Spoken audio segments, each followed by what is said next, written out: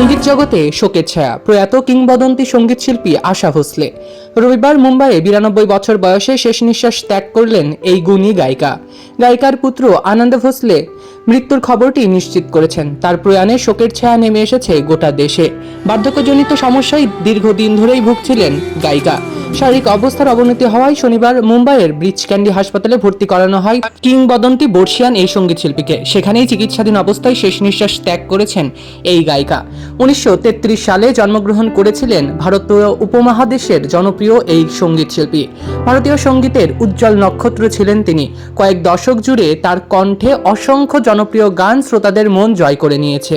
হিন্দি, বাংলা সহ একাধিক ভাষায় গান গেয়েছেন জনপ্রিয় এই গায়িকা। দীর্ঘ কয়েক দশকের ক্যারিয়ারে হিন্দি, বাংলা সহ একাধিক ভাষায় 12,000-এরও বেশি গান গেয়েছেন গায়িকা আশা ভোসলে।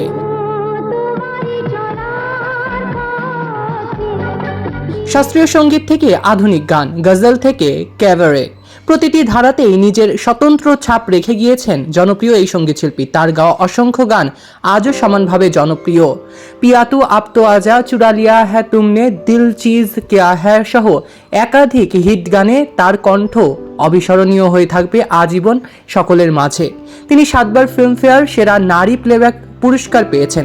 জাতীয় পুরস্কার পেয়েছে 2 বার। ভারতের দ্বিতীয় সর্বোচ্চ বেসামরিক পুরস্কারেও ভূষিত হয়েছেন সঙ্গীতশিল্পী আশা ভোসলে। তার প্রয়াণে শোকস্তব্ধ গোটা ইন্ডাস্ট্রি।